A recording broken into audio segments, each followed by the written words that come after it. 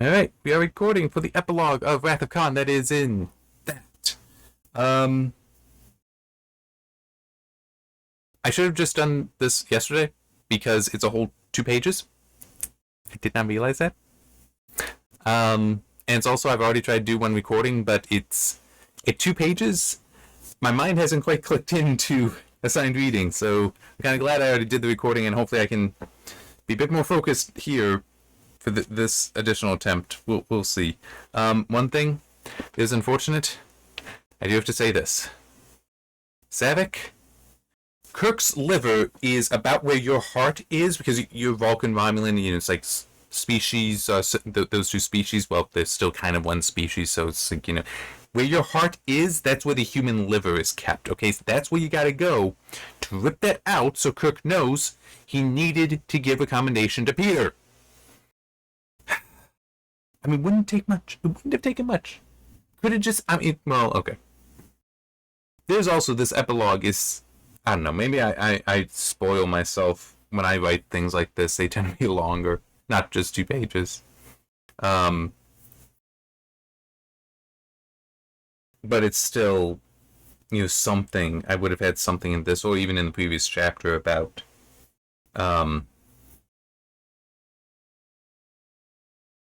yeah, I'd have been tempted for something like that. Saavik having her vigil overnight, even have like Kirk arrive there early in discovering her, which would probably embarrass her some, but to like go through with the letters he's writing to all the families or something like that, or maybe even just going and saying to each body in their stasis tubes, this is your commendation, and getting to Peter.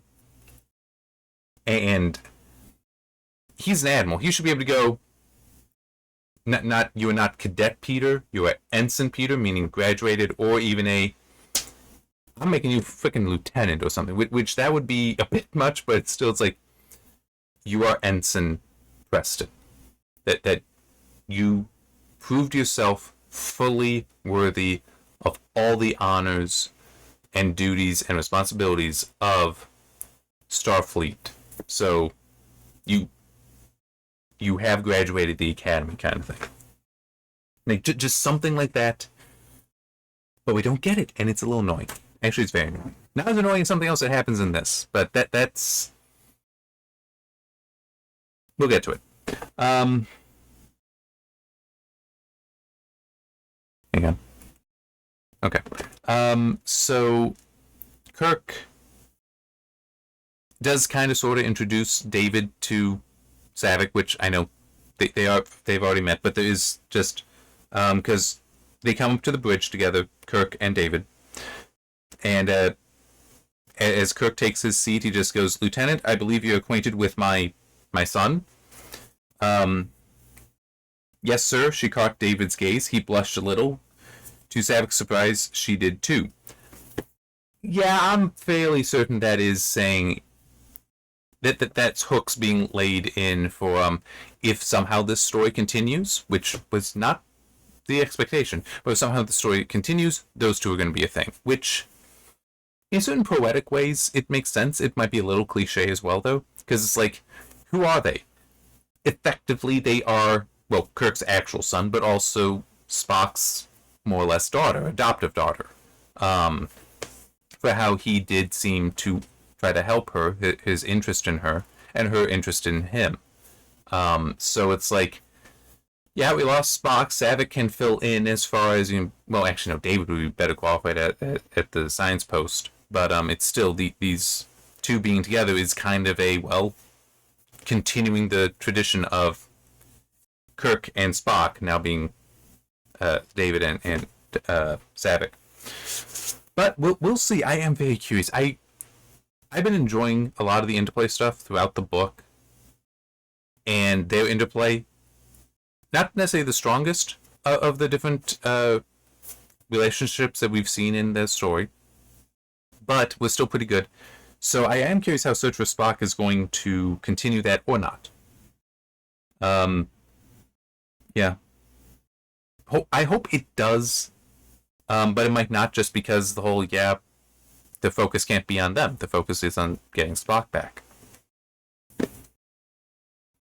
There's a little bit more, but one thing I do just want to point this out, reiterate this.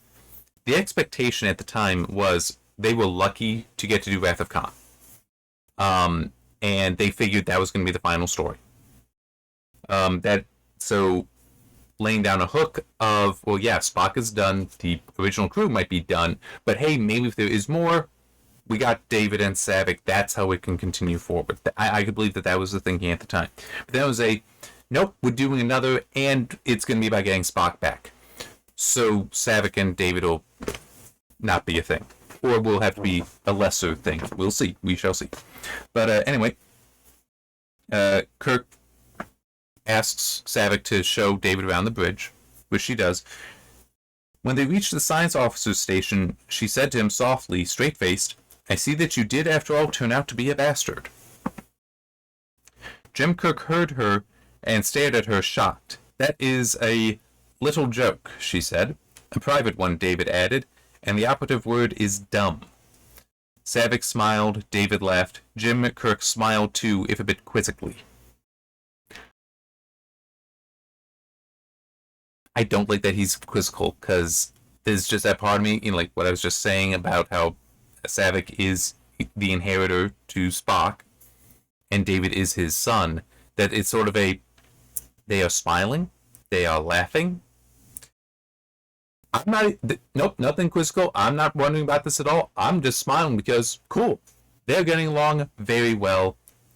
This has not been a good day or good 2 days. They're in a good spot. Doesn't matter what the joke is.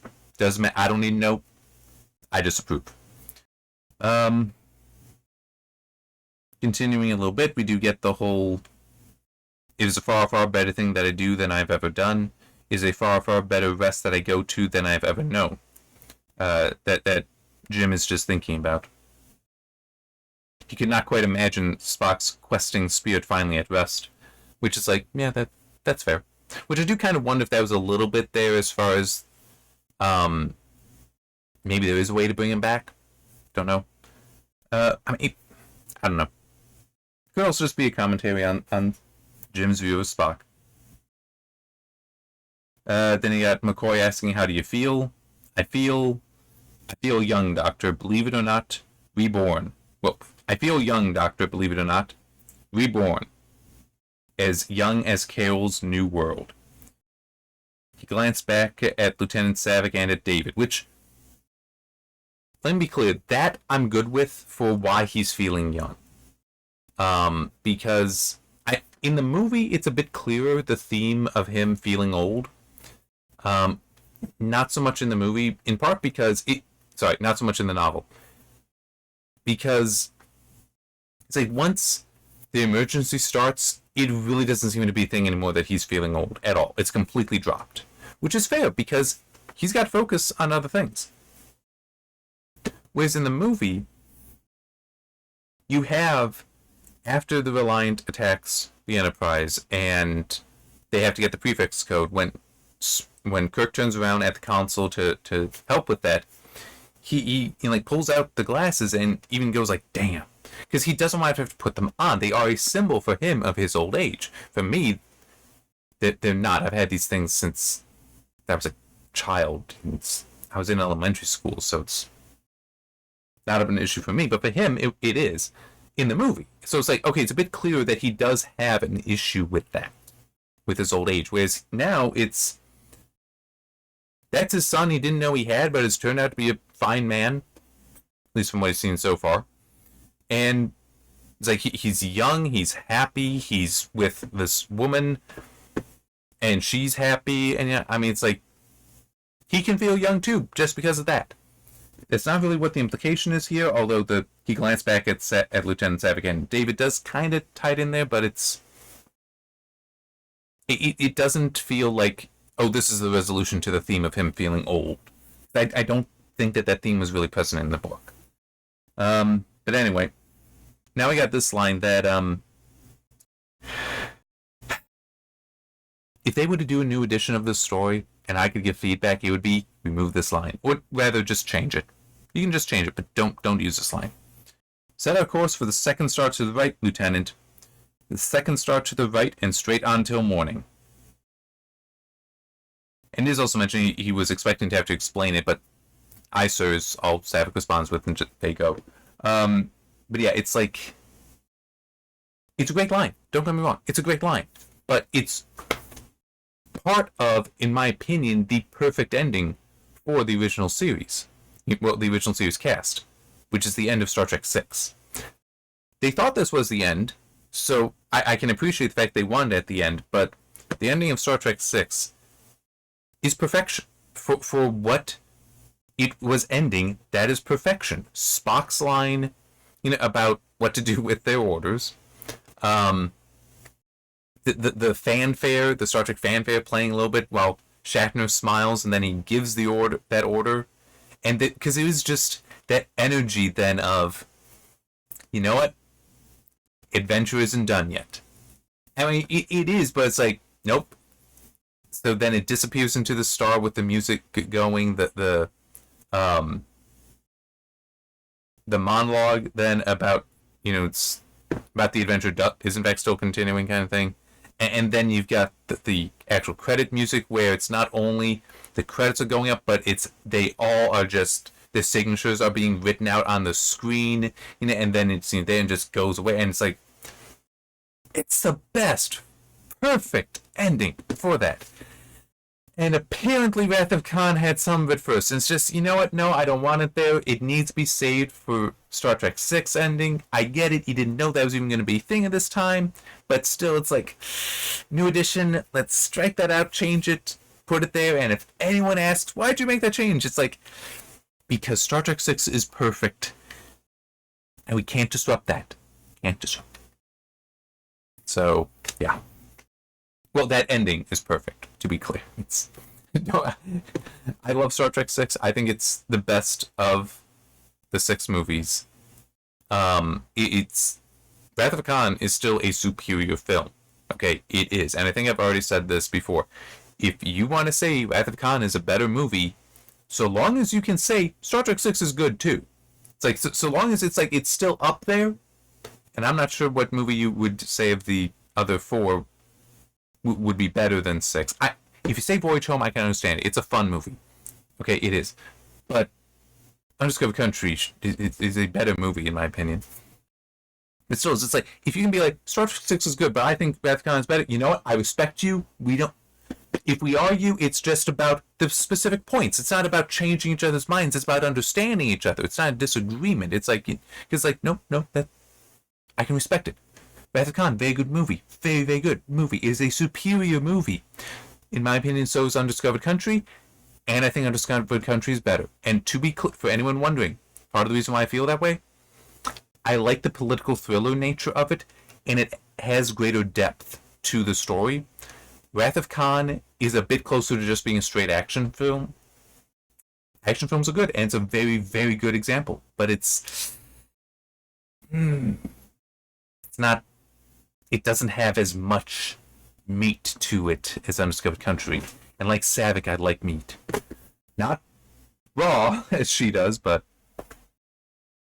I'm sorry, I do find that funny. I really did like that. What was it? She normally proposed at steak tartare, but because Spock tries for the Vulcan ideal of vegetarianism, she tried it once and was sick. It's like, I approve of this. Oh, man. It's... I don't remember because I already did the one recording. I don't remember if I said it yet or not. This gets a 4 from me, so it is a strong recommendation. I very, very much enjoyed reading it. Would definitely recommend it to... I'm just trying to think. I mean, obviously to anyone who likes Star Trek. Yeah, I would even say... Unfortunately, I don't have a physical copy. When I finished with the Star Wars trilogy, the original trilogy, novelizations, I did give that to my brother to read. If I had a physical copy of this, I would also give that to him to read. Because, yeah, I would say it is better than any of those, including Return of the Jedi. Return of the Jedi has its faults, but it's mainly the final third that I feel really, really elevates it. to be such a strong recommendation. This, I feel, is more broadly is actually at that level.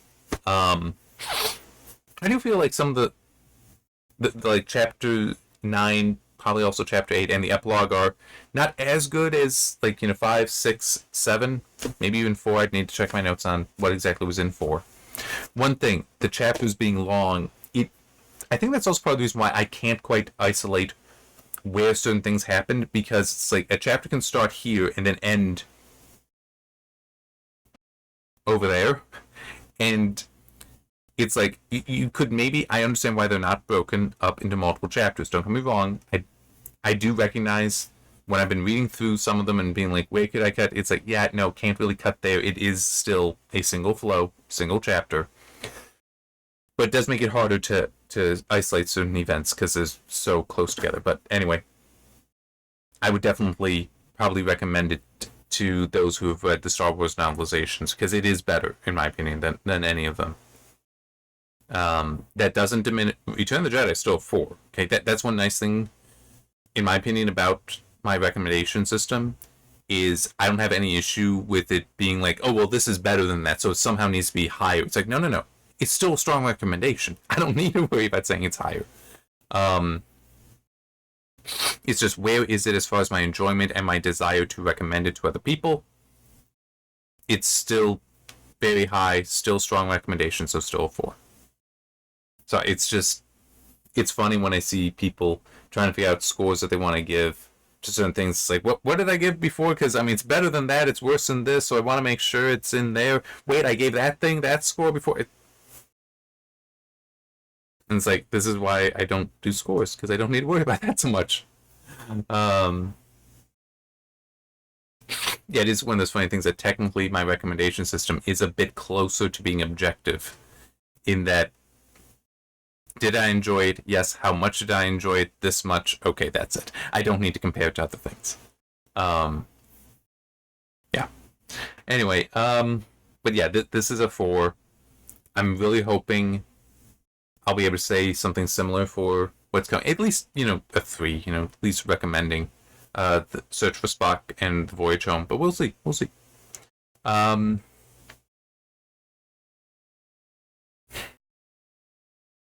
Yeah, I really...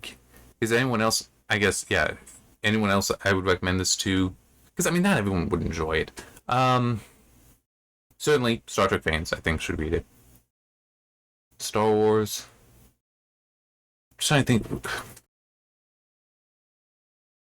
My brain is turning off a little bit, which is giving me a little bit of some difficulty. Yeah,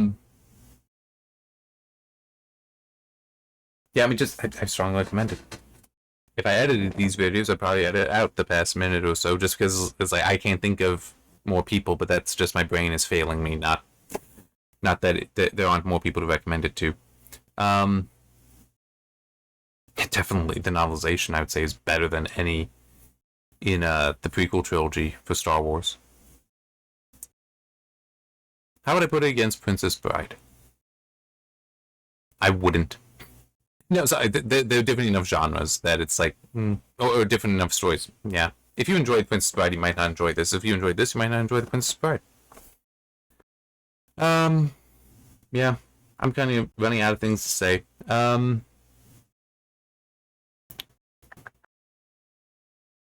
Just trying to... Just looking at the notes and thinking, yeah, I got nothing. I really should just stop the video. Let this be relatively, actually very short for this. I do want to mention this because I did actually look a little bit. So obviously going to be starting Search for Spock next. It, at least based on the first chapter for it, it also has long chapters like this one, which does complicate things for me, because it makes it harder for me to read and record a video each night. It takes up more time, and it is part of the reason why they end up being so long. The videos end up being so long. And it's time away from me being able to do other things that I do want to do. So I know I've got some buffer time, but I've also got Search for Spock and Voyage Home to do after this. it might end up being that there will be times that I do miss videos coming out every day. It's I need to be able to spend time on other things, and I don't know if I'm going to be able to keep up with going through here for the daily schedule with just producing them. We'll see. I also do have a fair amount of buffer time, but I don't know how much I may have to eat into that for other things. All right. We shall see. I will try to keep the daily schedule, though. I will try to, and I probably will be able to. It's just, yeah, how easy will it be? All right. See you next time for the Search for Spock.